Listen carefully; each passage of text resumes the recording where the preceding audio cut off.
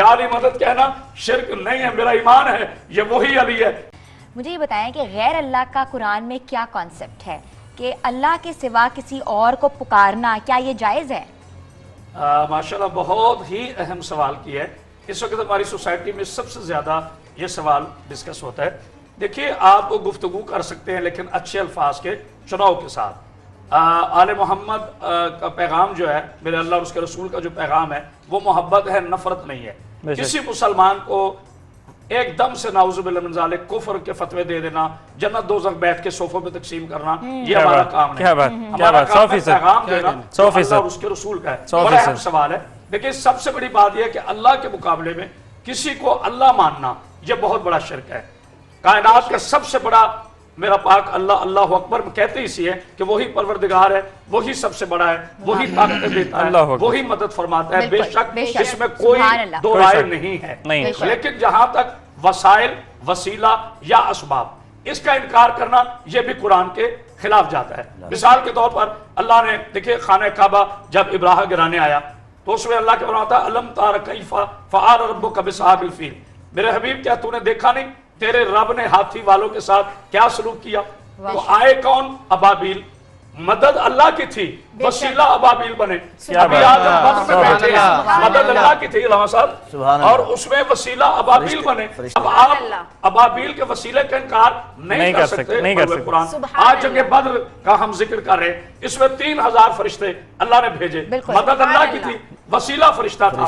یعنی فرشتے کی طرف سے اگر اللہ کی نصرت بن کے آؤ تو سب مانتے ہیں، ابابیل اللہ کی نصرت بن کر آئے تو سب مانتے ہیں۔ اب آتے ہیں ہم اپنے آقا پاک محمد مصطفیٰ صلی اللہ علیہ وآلہ وسلم کی آیات طیبہ پہ نقی صاحب جو ہمارے لیے اتھارٹی ہیں، جس کے لیے قرآن نے شرف فرمایا وَالنَّجْمِ إِذَا هَوَىٰ مَا ضَلَّ صَاحِبُكُمْ وَمَا غَوَىٰ وَمَا يَنطِقُ عَنِ الْهَوَىٰ إِنْ هُوَ إِلَّا وَحْيٌ يُوحَىٰ۔ تو میرے نبی مانگ رہے ہیں اللہ سے وَاجْعَل لَّدُنْكَ مِن سُلْطَانٍ نَصِيرًا، اے میرے پروردگار مجھے اپنے قرب سے سلطان نصیر عطا فرما۔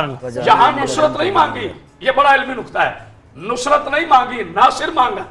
نصرت مدد ہے، ناصر غیر اللہ ہے۔ اب اللہ سے غیر اللہ مانگ رہے ہیں سرکار محمد مصطفیٰ صلی اللہ علیہ وآلہ وسلم۔ اور سورہ طٰہٰ میں جناب موسیٰ کی دعا ہے رب اشرح لی صدری ویسر لی امری واحلل عقدۃ من لسانی یفقہوا قولی واجعل لی وزیر اہلی ہارون اخی، اے اللہ مجھے ہارون عطا فرما، میری زور کمر بڑھا۔ اب اللہ کا نبی موسیٰ ہے، اللہ سے زور کمر مانگ رہا ہے۔ پھر قرآن میں ارشاد ہوتا ہے کہ نبی موسیٰ شہر میں داخل ہوئے، دو بندوں کو لڑتے دیکھا، ان میں سے ایک موسیٰ کا شیعہ تھا، ایک موسیٰ کا دشمن تھا۔ فَاسْتَغَاثَ الَّذِينَ، اور پھر اس نے استغاثہ کیا، موسیٰ کو پکارا تو موسیٰ نے اسے مارا تو نہیں کہ تو نے اللہ کے علاوہ۔ دیکھیں اصل اسباب، میرے اصل نصرت میرے اللہ کی ہے۔ اب یہ اللہ کی مرضی ہے، وہ جبریل یوسف کو بچانے کے لیے کنویں سے جبریل کو بھیجے یا خیبر میں فتح کے لیے استاد وسیلہ الگ ہے۔ ہاں وسیلہ الگ ہے، وسیلے سے انکار نہیں ہے۔ اور یہ کہہ دینا کہ جی وہ الگ آیات ہیں، وہ بتوں پہ آیات ہیں کہ میرے حبیب یہ ان سے مانگتے ہیں جو اپنے بلاسفیمی کے ذمرے میں آتا مکھی ہے، نہیں اڑا سکتے۔ یہ مکی سورہ ہے اور یہ بتوں کے لیے ہے جو اللہ کے مقابلے میں بتوں کو مانتے تھے۔ ہاں البتہ اللہ کے لیے بتوں کا تقرب لینا حرام ہے، کیونکہ بت تو خود پتھر کا ہے، جو ہاتھوں سے بنا ہو وہ کیا وسیلہ ہوگا؟ وسیلہ وہ ہے جو اللہ نے بھیجا ہو۔